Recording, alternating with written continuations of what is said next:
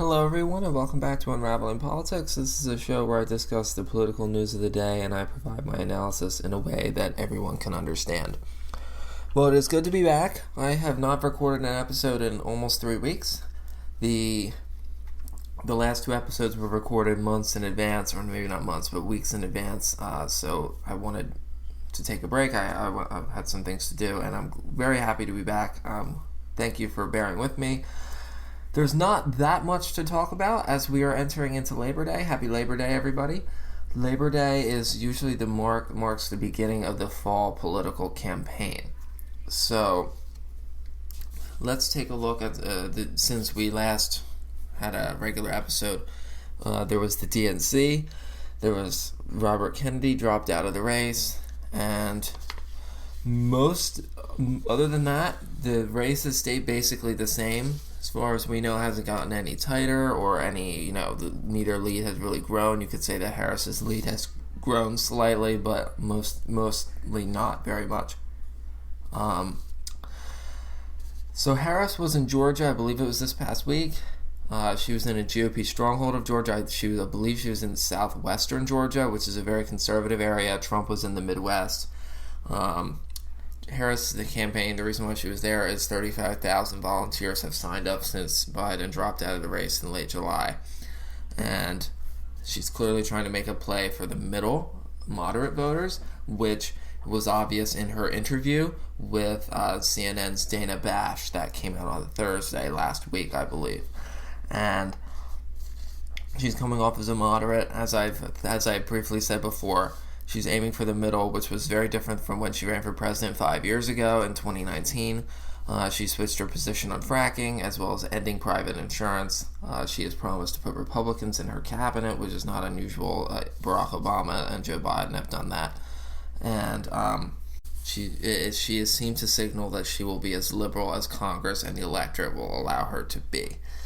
Some of the things she proposed in this interview was the $6,000 child tax credit for the first year of a child's life, $25,000 first-time homebuyer tax credit, and to pass the John Lewis voting rights bill.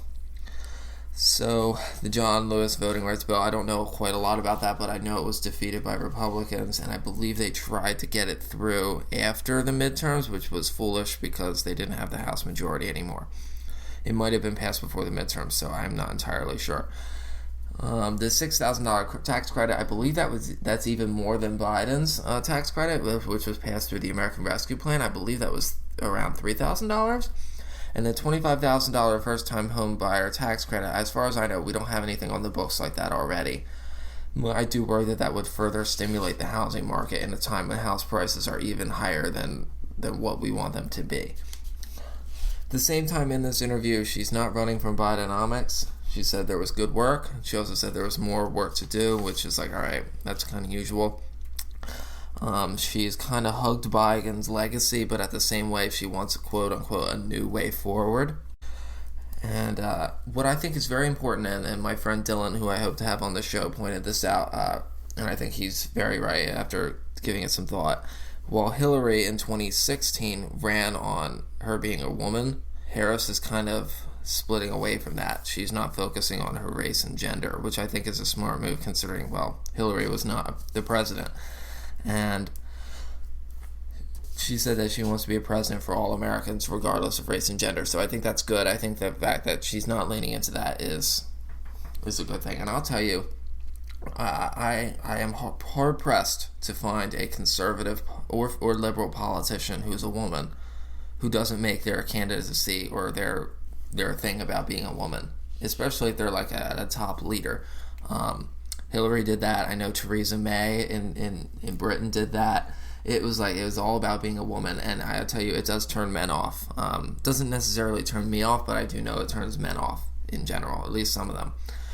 However, some notes I think the New York Times made, I think, are very credible, is that she still struggles to speak off the cuff and in simple declarative statements, and like show off, and I can back that up. She'll say things like, "We're not going back. We're not going back."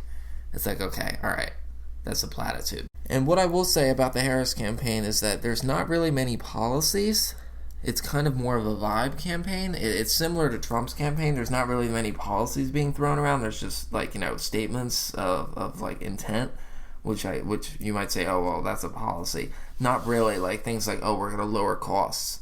It's like, all right, well, how are you gonna do that? Both sides have been playing that up. It's a very different campaign than what we saw even just 8 years ago. Alrighty, the last thing I want to say about the interview, which I would say went mostly well. I don't think it's going to hurt her. It might help her a bit, but I don't think it's going to change much. Harris was asked about Trump's comment of her being black or Indian. Harris replied, yeah. And then she said, same old tired playbook. Next question, please. Which I thought was a brilliant way to respond.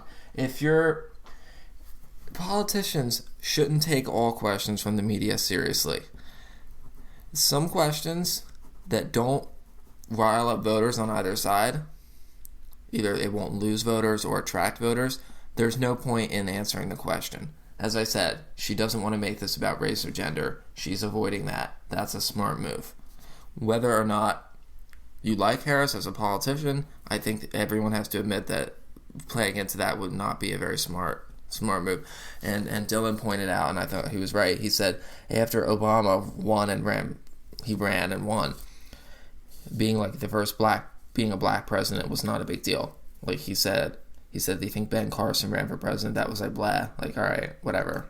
That wasn't a big deal. I would say it's because Ben Carson wasn't very charismatic, but it does also make a good point that like when somebody, or Tim Scott, like nobody cared about that either. And I would say he's also not charismatic. But as I was saying before I lose myself, once you kind of have that first, nobody really cares after that. Which I think there's a good evidence for that. All right, the only other thing, or there's a couple other things. Kennedy is now out of the race. Will it make a difference? He was polling 4 to 5% nationally. It was unlikely to be that high. It was probably going to be 2 or 3%, and even 3% would be pushing it.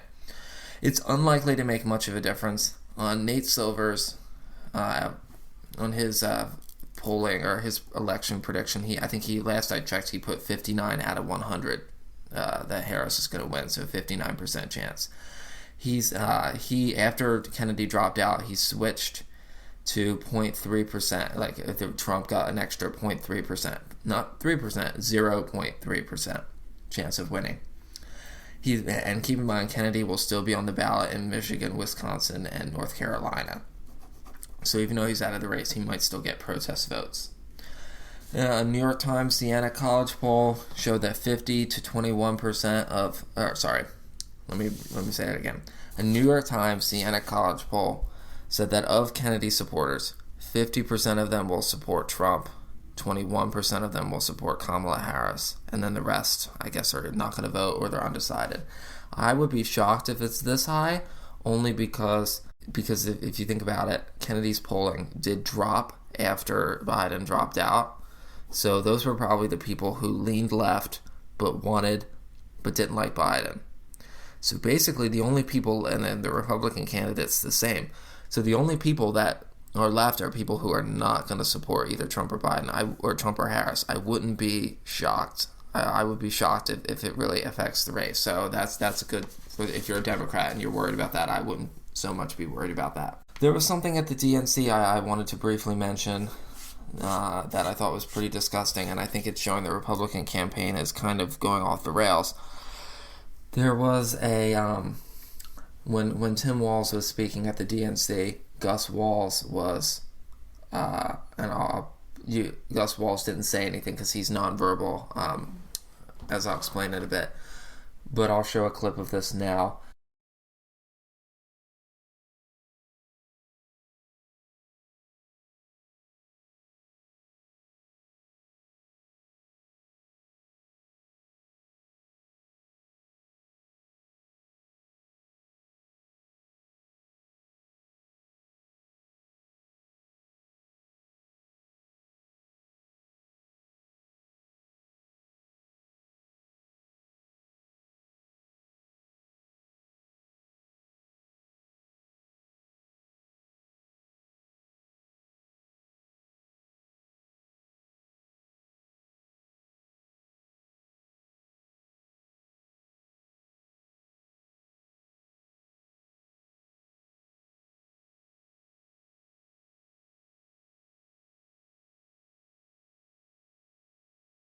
as he was speaking, Gus got up, he mouthed, "That's my dad," and like there was a very clear, visible display of emotion.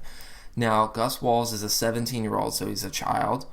He's nonverbal, he has ADHD, and he has anxiety, and I think he might also has autism. And then normally, I think most normal people were like, "Oh, that's nice," didn't make a big deal out of it. But Ann Coulter, who's on the right, she tweeted out, "Talk about weird," in reference to him.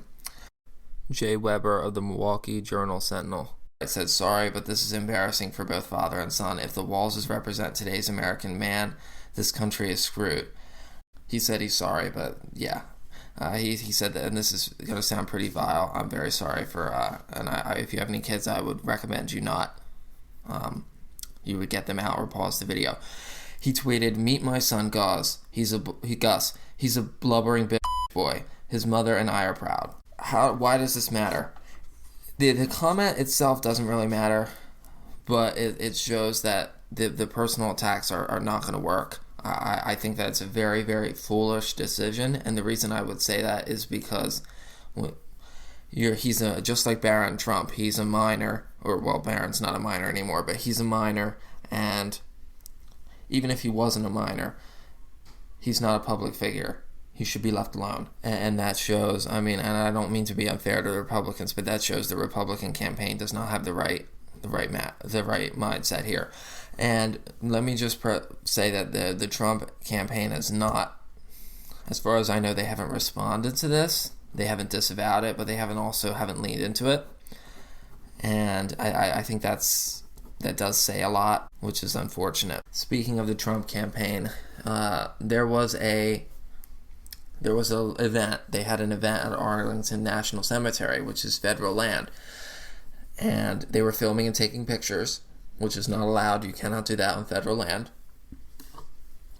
So they posed in front of a cemetery tombstone of a soldier who died during Biden's withdrawal from Afghanistan.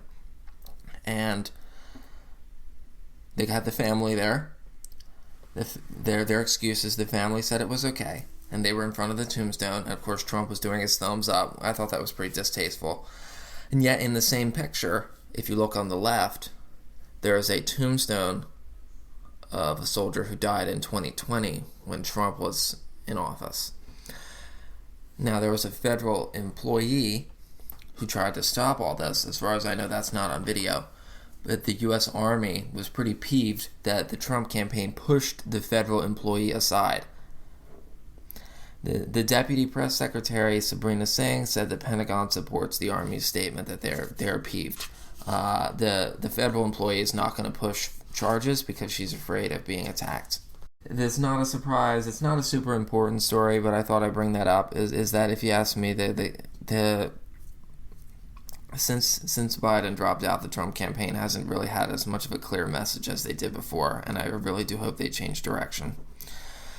Lastly, Kamala Harris has walked back on her price gouging comments. She said, I think it was either right before or right after the convention, she was suggesting that of combating price gouging, and that was Kamala Harris leading into populism. As I talked about in the last episode, populism is not a good thing. And what was the goal of this? She was blaming companies for raising prices artificially higher than inflation.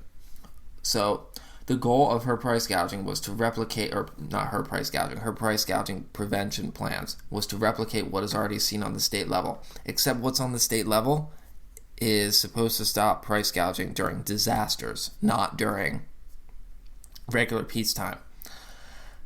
And let me be very clear, she's walked it back, and the reason is because it's gotten some bad stuff in the media, bad press in the media. Politico said, don't worry about the details, that it's not going to pass Congress. WAPO said that Harris allies claimed the plan was taken out of context. The New York Post, which is a right-leaning web newspaper, said, why didn't the FTC stop it sooner? And I have to agree, yeah, if this could be done by executive order, which is what Harris would have to do, why didn't that happen under Biden? Anyway, that is pretty much all I have to say for this week. It's a bit of a shorter episode. Thank you for tuning in. I'm kind of getting back in the groove of it. If anything happens in the next week, I'll definitely update you about it. I will say from here on out, there's about 9 weeks until the election. Believe it or not, I can't believe it's almost over. And then we'll have to go from there. So thank you for listening, and have a great day. Bye-bye.